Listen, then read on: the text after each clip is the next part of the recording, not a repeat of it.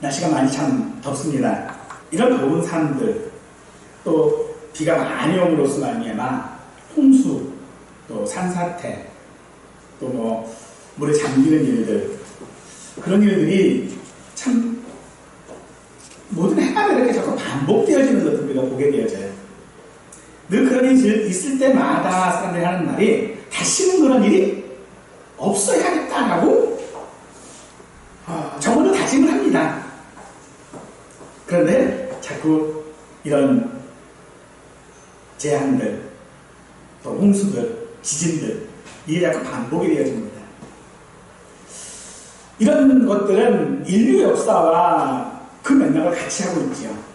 인류 역사로 끊임없는 전쟁들, 또 질병들, 이런 것들로 늘 반복되고 있는 것들을 우리가 보게 되어지는데, 그럼에도 불구하고 그런 역사들이나 또 한 사람 개개인의 어떤 상들은 마치 파도처럼 계속 몰아닥치는 그런 위기의 연속들이죠. 그럼에도 그 역사나 개인의 어떤 삶은 끝나지 않고 계속 이어져 가고 있다라고 하는 것들은 역사들이나 개인의 삶이 동일하다라고 하는 것을 우리에게 말해주고 있다라고 볼 수 있겠지.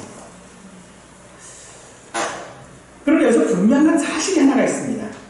그것은 우리에게 있는 여러 가지 문제의 그 본질들은 그 우리 삶에서 위기가 있느냐 없느냐를 말하는 것이 아니라는 것이죠. 문제의 본질은 우리에게 모든 위기들이 분명히 다 있는데 그 위기를 어떻게 대처하느냐 하는 것이죠. 우리 성도들에게 있어서 구원도 역시 마찬가지입니다. 우리 성도들에게 있어서 이 구원의 여정이라고 하는 것은요, 어찌 보면 반복되어지는 개개인의 역사와도 같을 것입니다. 그 모든 것들에는 사실 다 마지막이라고 하는 것이 있기 나름이지요. 성도의 구원의 여정에 있어서의 마지막 단계는요, 영화라고 하는 단계입니다. 이 영화라고 하는 단계는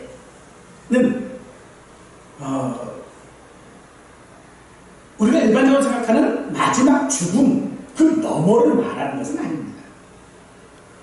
일반적으로 우리가 나는 예수를 믿었기 때문에 천국 간다 라고 해서 우리의 죽음이라고 하는 것 자체가 어떤 새로운 삶의 시작이라고 보고는 있지만 그 시작이라고 하는 것은 이 땅에서의 삶이 아니라 내가 천국에서 누리는 삶. 그래서 그 천국에서의 삶이 우리에게 있어서의 영화라고도 생각을 합니다. 만약 그렇게 생각을 한다면 우리는 이 땅 가운데서 천국에 갈 때까지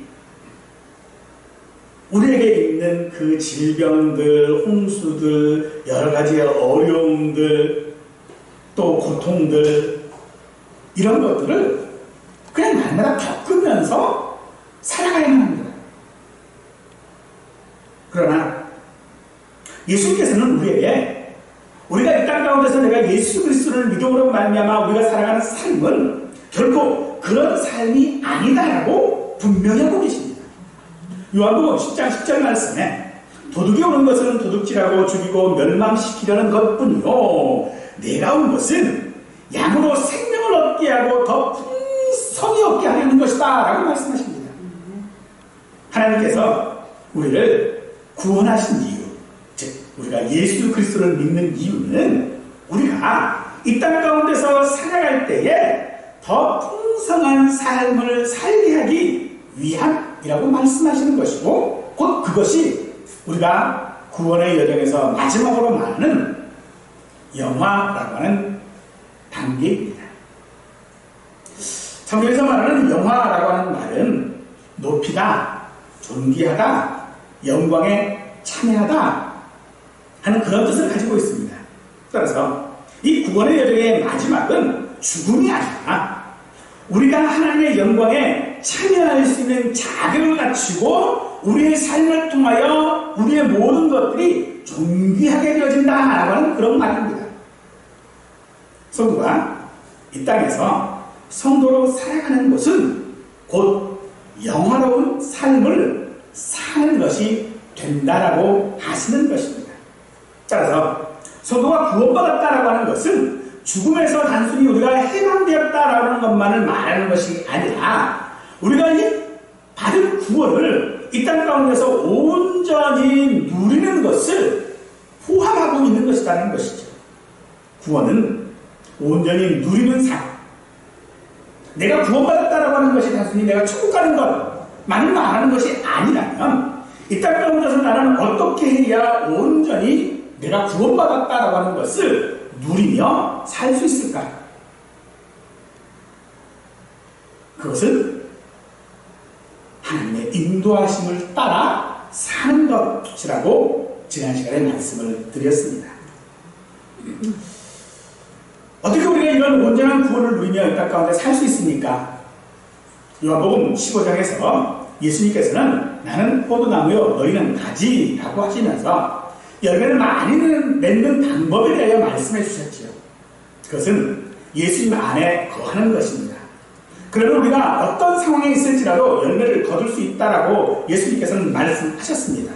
따라서 포도나무 가지가 해야 할 일은 열매를 맺는 것이 아니라 포도나무에 붙어 있는 것이어야 하는 것입니다. 그러면 열매는 저절로 맺어집니다. 우리 삶도 마찬가지입니다. 오늘 우리가 예수 믿는 사람으로서 해야 할 일은 열매를 맺는 것이 아니라 예수님께 붙어 있어야 하는 것입니다. 우리가 예수님께 붙어 있기만 한다면 우리의 삶은 저절로 열매를 맺게 되어집니다. 우리가 예수님 안에만 있을 수 있다면 예수님은 우리의 삶을 통해서 놀라운 열매를 맺으실 수 있는 분임을 믿으시기 바랍니다. 이 말씀처럼 우리의 삶에 지친 영혼들에게 정말 이렇게 위로가 되지는 말씀은 없을 것입니다. 내가 아무것도 하지 않아도 내가 예수님 안에만 있다면 내가 풍성한 열매를 맺을 수 있다. 참 위로가 되는 말씀일 수밖에 없지만 어떻게 우리가 예수님 안에 거할 수 있습니까? 예수님은 2000년 전에 유대 땅에 있던 분이 아니십니다. 저 멀리 하늘의 자리를 잡고 계시는 분도 아니십니다. 예수님은 요한복음 14장 20절에서 내가 내 안에 너희가 내 안에 라고 말씀하고 계십니다. 우리는 이것을 성령님의 내주하심이라고 말씀하고 있습니다. 즉 예수님 안에 거하는 것이고 예수님 안에 붙어있는 것이 무엇입니까? 우리가 무엇을 해야만 거할 수 있는 것이 아니라 예수님께서 이미 우리 안에 거하고 계시다라고 말씀하고 있다는 것이죠. 그러므로 우리 안에 거하고 계시는 그 예수님의 인도함을 우리가 어떻게 받으며 살아갈 수 있습니까? 지난주에 말씀드린 것처럼 하나님은 우리를 강제적으로 이끄시는 분이 아니십니다. 우리를 기계처럼 작동하도록 하시는 분도 아니십니다. 하나님은 늘 우리에게 세미한 소리로 우리를 이끄시는 분이다라고 지난주에 말씀을 드렸습니다. 그럼 우리가 하나님의 인도함을 받는 첫 번째는 바로 그 세미한 음성, 세미한 소리이신 하나님의 말씀을 들어야 하는 것이겠죠. 내가 듣고 싶은 말이 아니라 내 소망이 아니라 내 생각이 아니라 하나님의 세미한 음성을 우리는 들어야 합니다. 세미하다라고 하는 말은요 작은 소리라고 하는 말이 아닙니다. 이것은 주의해서 들어라, 집중해서 들어야 한다라고 하는 말입니다. 요한계시록에 보면 귀 있는 자는 들을지어다라고 말씀하고 계시지요. 사랑하는 성도 여러분, 귀 있는 자가 누구입니까? 우리는 하나님의 말씀을 듣는 귀가 되어져야 할 것입니다. 하나님께서 우리에게 그 말씀을 들을 수 있도록 우리에게 성경과 그리고 설교자를 주신 이유는 바로 우리로 그 세미한 소리를 듣게 하기 위함인 줄 믿으시기 바랍니다. 이 말은 우리에게 너는 이리로 가고 너는 저리로 가고 너는 이것을 하고 저것을 하고 라고 하는 어떤 구체적인 지침을 우리에게 주는 것은 아닙니다. 주의 깊게 설교를 듣고 성경을 읽고 생각함으로써 하나님의 뜻이 무엇인지를 성경을 통하여 혹은 설교를 통하여 확인하는 것이겠죠. 성경이 완성된 후로 더 이상 직접적인 계시는 없습니다. 지금 하나님께서는 초대교회와 같이 직접적으로 어떤 누구를 통하여 어떻게 하라, 이렇게 하라, 저렇게 하라라고 말씀하시지 아니하십니다. 지금은 오직 성경과 설교자를 통해서만 말씀하십니다. 그러므로 모든 성경이 하나님의 감동으로 기록되었음을 믿으시기 바랍니다. 설교자는 그 감동으로 기록된 말씀을 어떻게 우리의 삶 가운데서 내가 적용해 볼 수 있을까? 어떻게 그 말씀을 내가 따를 수 있고 순종할 수 있을까라고 하는 것을 말합니다. 그렇다고 해서 이거 해라 저거 해라라고 직접적으로 말하는 것도 아닙니다. 어떤 인하들처럼 하나님께서 자기에게 계시해 주셨다라고 할 수 없는 것입니다. 그러므로 하나님의 인도하심을 받는다. 또 우리가 정말로 삶의 열매를 맺고 싶은 그런 마음이 있다면 사랑하는 성도 여러분, 말씀에 순종하시면서 예수님 안에 살아갈 수 있기를 축원합니다. 그럴 때에 우리는 우리 마음의 소리에 귀를 기울이지 말아야 합니다. 하나님의 말씀을 들을 때마다 하나님의 말씀 그 자체로 들어야 한다는 것이죠. 우리의 마음에는요, 늘 부정적인 것들이 더 많습니다. 사람들에게 듣는 것도 대부분 부정적인 소리를 더 많이 듣습니다. 그런 소리들은 사실 우리의 상황을 확증해 줄 수 있을 뿐 우리를 인도하는 것은 결코 되지 못합니다. 사람들은 힘들어서 하는 사람들에게 힘들어서 어떻게 해요? 라고 걱정할 뿐이겠지요. 그 걱정은 결코 문제를 해결하는 것이 아닙니다.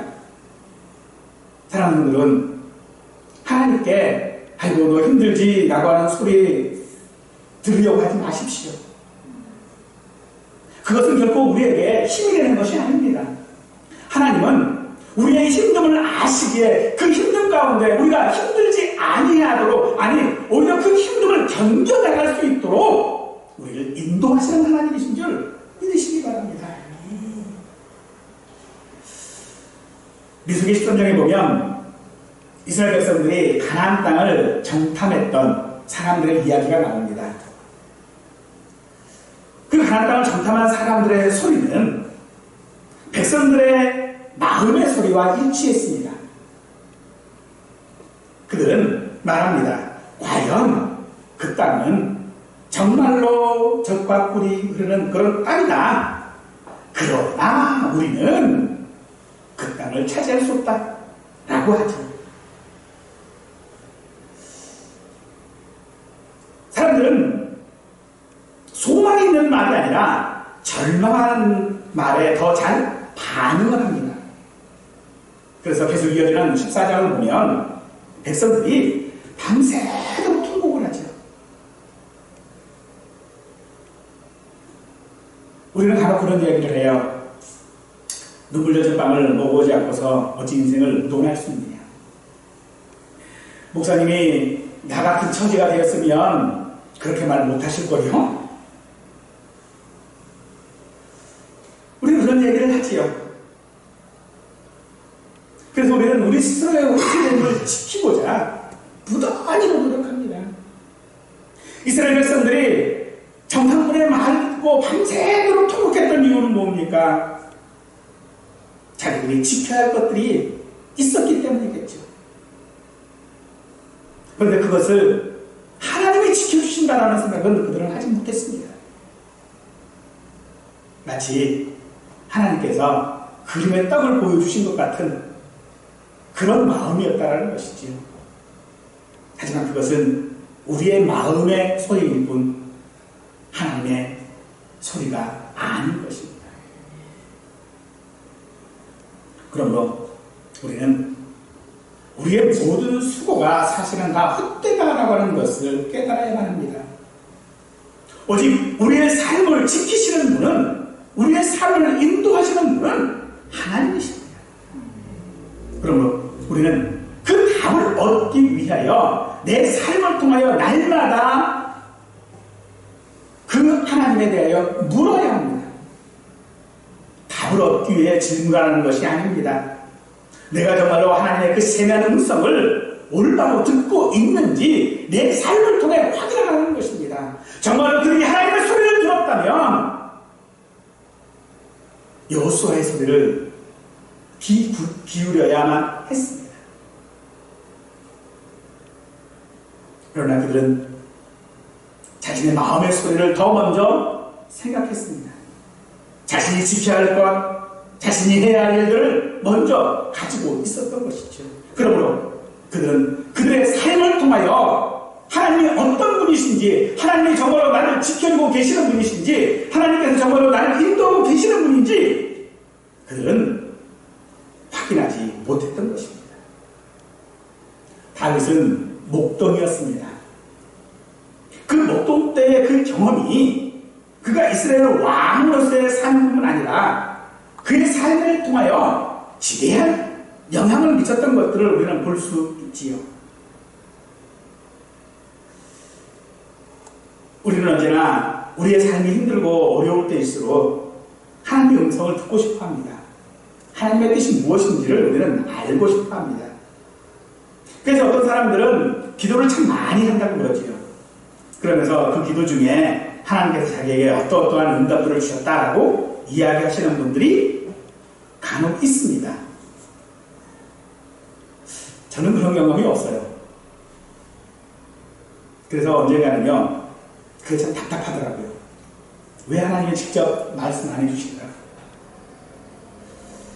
정말로 이게 하나님의 영광을 위한 길인지, 정말로 하나님께서 원하시는 길인지, 직접 그냥 내가 기도할 때 음성으로 딱 들려주면 참 좋을 것 같은데, 하나님 한 번도 그러신 적이 없더라고요. 그래서 언젠가 제가 그랬어요. 성경책을 앞에 딱 두고요, 눈을 다 감고 성경책을 한 곳에 하나 딱 폈어요. 그리고 손가락으로 딱 짚었어요. 그리고 그 구절을 이게 하나님의 음성이야, 이게 하나님의 응답이야, 그러고 딱 봤어요.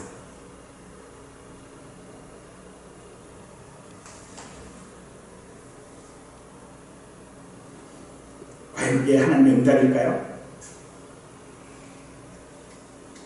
여전히 우리는 하나님께서 나를 어떻게 인도하신지를 깨닫지 못하기 때문에 탄식하며 살아가고 있습니다. 그러나 성경은 우리에게 분명히 말씀하시죠. 그 탄식은요, 곧 종식될 것입니다. 왜냐하면 성령께서 우리를 대신하여 말할 수 없는 한심으로 우리를 위해 기도하고 싶기 때문입니다. 그래서 하나님께서는 우리에게 말씀하실 때에 모든 것이 합력하여 선을 이룬다라고 말씀하시는 것입니다. 이 말은 우리가 어떤 어려움을 빠지고 있는 사람들에게 참 자주 하는 그런 위로의 말이기도 하지요. 어려움 당한 사람에게, 힘든 사람에게 하나님 합력하여 선을 이루실 거야, 분명히 좋은 대로 하나님께서 선하게 만드실 거야 라고 우리가 위로하고 있습니다만, 사실 이 말은요, 하나님이 모든 것을 해결해 주신다라고 하는 그런 말이 아닙니다. 오히려 우리의 그 탄식이 온전하게 해결되지 않는다라고 하는 말에 더 가까운 말입니다. 그래서 이 본문에서 말하고 있는 이 선이라고 하는 말은요, 착함, 좋은이라고 하는 그런 뜻이 아니라 구원의 여정이라고 하는 그런 뜻입니다. 그래서 우리 성도들이 가지고 있는 이 구원은 과거와 현재와 미래가 합력하여 이루는 것이라고 하는 그런 말이고, 따라서 오늘날 우리 성도들에게 있는 그 고난들과 어려움들은 그저 구원에 있어서의 한 일부, 또한 비록 그런 고난들이 있고 어려움들이 내게 있다 할지라도 그럼에도 불구하고 하나님은 끝까지 나를 책임지시고 인도하시고 이끄시고 나를 영원하게 하신다라고 하는 그런 뜻인 것입니다. 사랑하는 여러분, 우리가 이 땅에서 믿는 자로 사는 이유가 무엇입니까? 소위 첫 번째 질문이 바로 그겁니다. 왜 이 땅에서 믿는 자로 살고 있느냐는 겁니다. 내가 단순하게 내가 가지고 있는 그 영화로운 소망을 가지고 있다면, 내가 죽어 천국 가는 것이라면 우리의 소망은요 언제나 하나님 나 빨리 죽여주십시오가 되어져야 돼요. 그런데 하나님은 우리를 죽이시지 않으시거든요. 이 땅에서 살게 하십니다. 그 어려움과 그 고난과 그 슬픔에도 우리가 이 땅에서 살게 하시는 이유가 도대체 무엇입니까? 소위 문답 첫 번째 질문에 대하여 우리는 답을 이렇게 이야기하고 있었죠. 하나님을 영원롭게 하고 그를 영원토록 즐거워하는 것입니다. 그렇습니다. 하나님께서 우리를 인도하시는 이유는 바로 이것입니다. 우리를 영원롭게 하심으로써 하나님을 영원롭게 하고 즐거워하도록 하시는 것입니다. 따라서 우리가 하나님을 영원롭게 하면 하나님은 우리를 영원롭게 하십니다. 우리는 하나님의 영광을 드높임으로써 우리 자신의 영광을 증진시킬 수 있습니다. 하나님께서는 왜 우리를 영원롭게 하시기를 원하십니까? 우리가 하나님의 형상으로 창조된 자녀이기 때문에 그렇습니다. 그래서 하나님은 우리를 영원롭게 하십니다. 우리의 삶에서 이 사실을 전혀 느끼지 못하고 경험하지 못하는 것, 그것은 바로 우리가 그런 삶을 기대하고 있지 않기 때문이겠죠.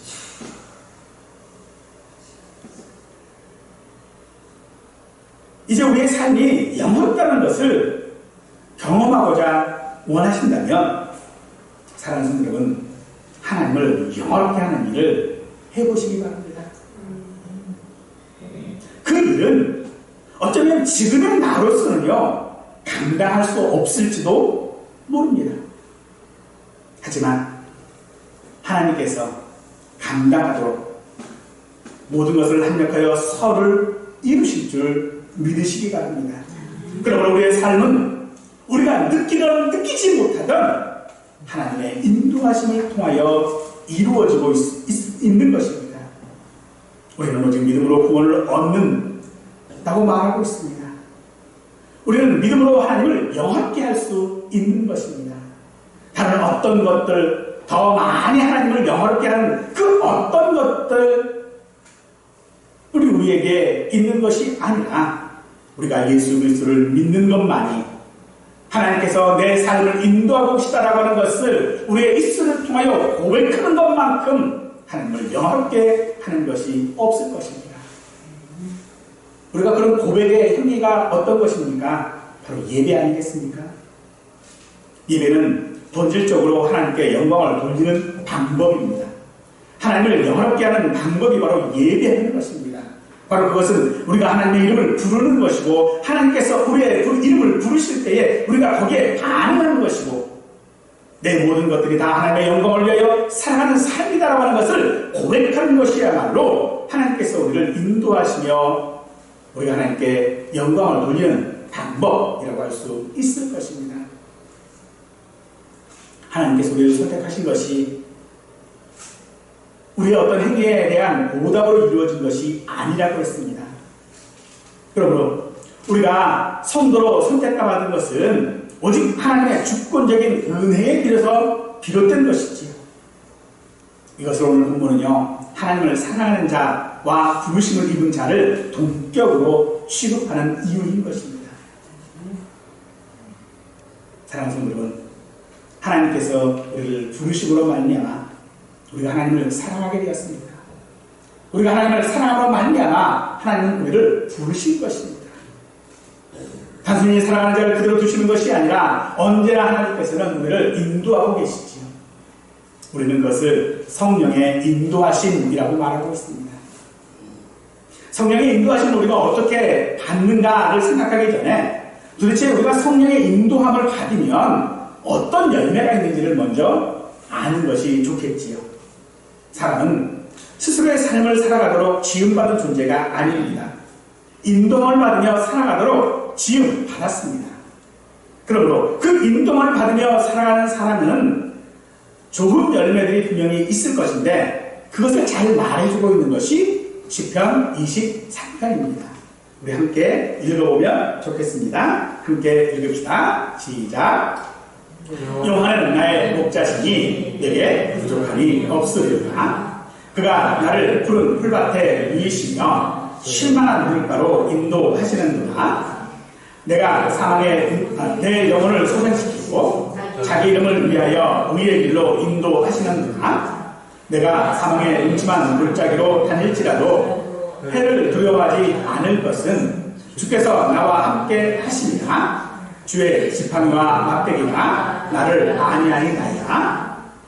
주께서 내 원수의 목전에서 내게 상을 차려주시고 기름을 내 머리에 부으셨으니 내 잔이 넘치나이다.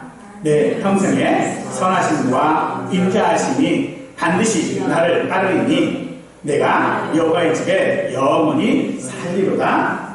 아멘. 이런 삶을 원하신다면 우리가 하나님께 구해야 하는 것은요, 떡과 생선이 아닙니다. 어떤 것들을 얻을 수 있는 배와 그물도 아닐 것입니다. 오직 하나님께서 내 목자가 되어 나를 인도해 달라고 우리는 해야 할 것입니다. 하지만 정말로 안타까운 사실은요, 예수를 믿는다고 하면서도 이 인도를 받는 삶을 살지 않고 또 받으려고도 하지 않는다는 것입니다. 우리는 믿음을 고백하면서도 인도를 받으려고는 하지 않습니다. 하나님을 믿는다라고 말하면서도 그저 하나님은 내 인생의 방관자가 되어주시기를 원하십니다. 그래서 우리에게는요, 다윗이 고백했던 이 시편 23편과 같은 삶을 살기를 원한다면 우리에게 목자가 필요합니다. 우리의 목자가 누구십니까? 예수님이십니다. 예수님을 목자로 하여 인도받는 삶을 사는 사람은 결코 부족함이 없습니다. 푸른 풀밭과 쉴만한 물가로 인도받는 줄 믿으시기 바랍니다. 그러므로 이 다윗의 고백이 저와 우리 모든 성도들의 고백이 되기를 간절히 축원하겠습니다. 그런 삶을 우리는 열매 맺는 그런 삶들을 내 삶을 통해 우리가 확인하고 살아가야 할 것입니다. 우리가 확인해야 하는 것은요, 내 능력이 아닙니다. 내가 어떤 열매를 맺었느냐라고 하는 것이 아닙니다. 내 모든 것이 하나님의 능력이고 하나님이 나의 전부이고 하나님이 내 아버지이심을 우리는 확인해야 합니다. 나와 항상 함께 하신다는 것을 우리는 확인해야 합니다. 힘들고 어려울 때 하나님이 어떤 분인지를 확인한다면 그 힘들고 어려운 것이 사실 아무 문제가 되지 않을 것입니다. 또한 하나님이 어떤 분인지를 우리가 확인한다면 우리는 마땅히 그 하나님께서 나를 모든 위기 가운데서도 이기게 하여 주신다라고 하는 것을 우리는 경험하게 될 것입니다. 이사야 41장 10절 말씀입니다. 두려워하지 말라. 내가 너와 함께하리라. 놀라지 말라. 나는 내 하나님의 편이라. 내가 너를 굳세게 하리라. 참으로 너를 도와주리라. 참으로 나의 의로운 오른손으로 너를 붙들리라. 사랑하는 성도 여러분, 이 말씀을 하시는 분이 우리 하나님이십니다. 이 말씀을 우리 귀에 세미한 음성으로 들으실 수 있기를 축원합니다. 그러므로 우리가 인도함을 받는다고 하는 것, 그것은요, 좋은 쪽으로든 나쁜 쪽으로든 우리 자신을 인도하는 그분을 우리가 따라서 내 자신이 변한다라고 하는 것을 말할 수 있을 것입니다. 우리를 인도하시는 분이 누구십니까? 하나님 아니십니까? 그 하나님은 참으로 영원하신 하나님이십니다. 영광 가운데 계신 하나님이십니다. 그럼 우리도 역시 영화롭게 영광 가운데 있는 것이 당연한 우리의 모습일 줄 압니다. 하지만 그 삶을 살기 위하여 우리의 결심으로 사는 것은요, 너무나도 쉽게 무너져버리고 말 것입니다. 우리가 하나님의 인도를 받기 위해서는요, 그래서 우리는 하나님의 그 세미한 음성에 집중해야만 합니다. 세찬 바람에 집중하는 것이 아닙니다. 번개나 폭풍이 아니고 불꽃이 아닙니다. 우리가 집중해야 되는 것은 내 마음의 소리가 아닙니다. 우리가 집중해야 하는 것은 하나님의 세미한 음성인 줄 믿으시기 바랍니다. 이것을 통하여 우리는 어떤 삶을 기대하고 있습니까? 대체로 우리는 너무 많은 것을 기대하기도 합니다. 마치 결혼 상대에 대한 이상형은 많은 것 같습니다. 이뻐야 되고, 잘생겨야 되고, 밑에도 있어야 되고, 진지해야 되고, 부자해야 되고, 여기도 있어야 되고, 뭐 등등등. 그래서 우리가 기대하는 삶 가운데서 그런 말을 하지요. 하나님이 나를 사랑하신다면, 하나님이 나를 사랑하신다면 당연히 이래야 되고 저래야 되고 마치 이상형을 이야기하는 것 같습니다. 하지만 하나님이 나를 사랑하시는 것은 우리의 기대가 아니라 하나님 되신 겁니다. 그러므로 하나님께서 우리의 기대대로 역사하시는 하나님이 아니라 하나님의 선대로 이루시고 우리를 인도하시는 하나님이신 줄 믿으시기 바랍니다. 반대로 우리는 또는 너무 적게 기도하기도 합니다. 아마도 내 자신을 생각할 때에 하나님의 그런 인도함을, 하나님의 은혜를, 하나님의 복을 받을 자격이 없다라고 생각하기 때문이기도 하겠지만, 반대로 내가 너무 능력이 있어서 하나님을 기대하지 않는 것일 수도 있습니다. 내가 능력이 있으니까 기대지 않는 거죠. 내가 능력이 있는데 다른 사람을 기댈 이유가 없겠지요. 그러면 우리는 하나님의 인도하심을 경험하지도 못할 뿐더러 전혀 그럴 필요도 느끼지 않을 수 있을 것입니다. 하지만 사랑하는 성도 여러분, 우리의 어떠함과 상관없이 하나님께서는 우리를 인도하시는 하나님이신 줄 믿으시기 바랍니다. 문제는 우리의 기대치가 높든 작든 하나님께서 우리를 인도하신다라고 하는 그 사실은 변함이 없다라는 것입니다. 그래서 본문은 우리를 영원롭게 하셨느니라 라고 하면서 과거 시제를 취하고 있는 것입니다. 이는 하나님의 구원 계획이 궁극적으로 우리에게 완성되어지는 그 날을 얘기하시는 것이 아니라 이 땅 가운데서 우리를 부르시고 무렵게 하시고 영원롭게 하시는 분이 하나님이시라고 하는 것을 우리에게 분명히 하고 있는 것이지요. 우리가 살다 보면 넘어진 때가 많습니다. 우리는 살다 보면 참 아픔이 많이 있습니다. 그러나 하나님의 인도하심은요, 우리로 그 넘어진 상태에, 아픈 상태에 머물러 있지 않게 하시는 줄 믿으십시오. 그 순간이 나와 함께 하시고 은혜를 베푸시고 내 손을 잡아주시는 때인 줄 믿으십시오. 사실 우리가 좀 나이가 들면요, 모든 게 좀 둔해집니다. 어떤 것들을 이해하는 데 속도도 딸리고요, 근력도 딸리고 에너지도 늘 부족해요. 근데 생각은 내가 꼭 20대처럼 할 수 있을 것 같아요. 하지만 막상 해보면 부족하다는 것을 우리는 금방 알게 되어집니다. 그렇습니다. 우리는 이 땅을 살아가면서 우리에게 내 능력으로, 내 힘으로, 내 결심으로 무언가 할 수 있을 것 같아요.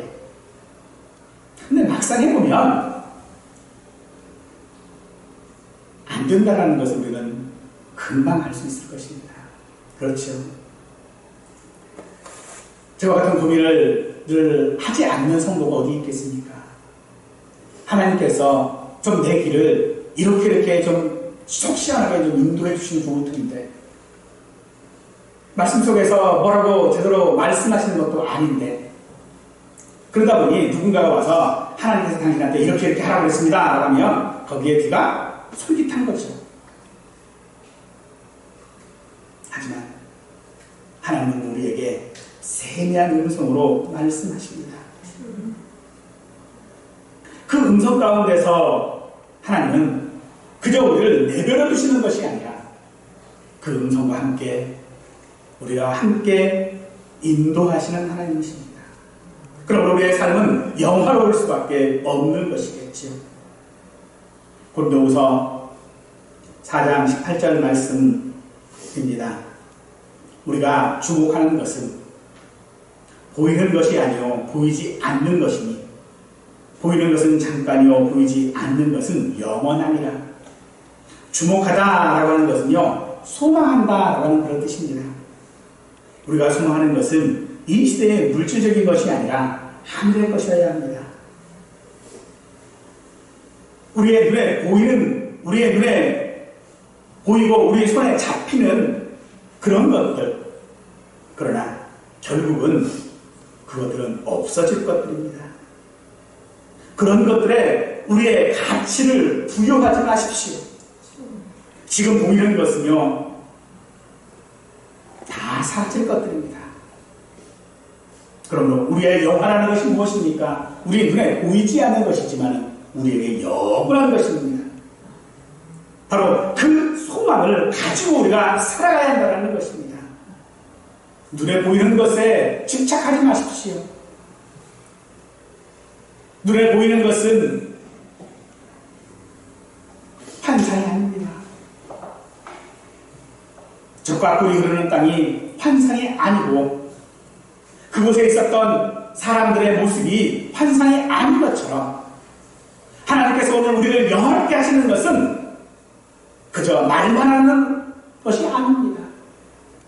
또한 우리 앞에 어려움들, 힘든 것들, 슬픈 것들, 이건 역시도 우리의 삶에 여전히 존재하는 것들입니다.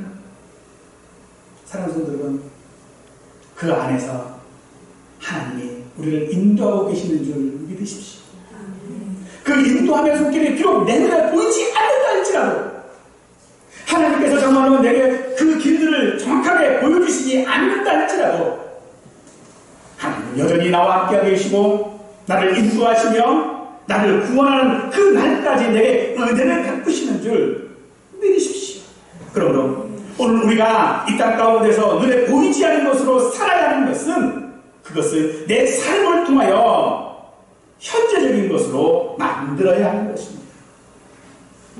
그 현재적으로 만드는 것이 무엇일까요? 그것은 하나님을 기뻐하는 것입니다. 내 삶이 힘들어도 비록 그것이 어렵더라도 사랑하는 성도들은 그것이 하나님의 은혜인 줄 알고 기뻐하실 수 있습니다. 비록 우리의 삶이 다른 사람들 보기에 형편없는 것 같을지라도 그 삶은 우리의 눈에 보이는 것이 전부가 되어지지 않습니다. 우리가 성도로 살아가야 하는 것, 우리에게는 의무일 수 있겠지만 우리가 그렇게 살아간다면 하나님은 우리를 자랑하실 것입니다. 그러므로 하나님을 인도함을 받으며 살아가고 싶은 성도 여러분, 하나님과 함께하는 그 은혜가 우리의 모든 삶에 함께 하시고 또 그것이 우리에게 슬픔을 준다 할지라도 그것을 통하여 하나님께 영광 돌릴 수 있는 우리 모두가 되기를 간절히 축원하겠습니다.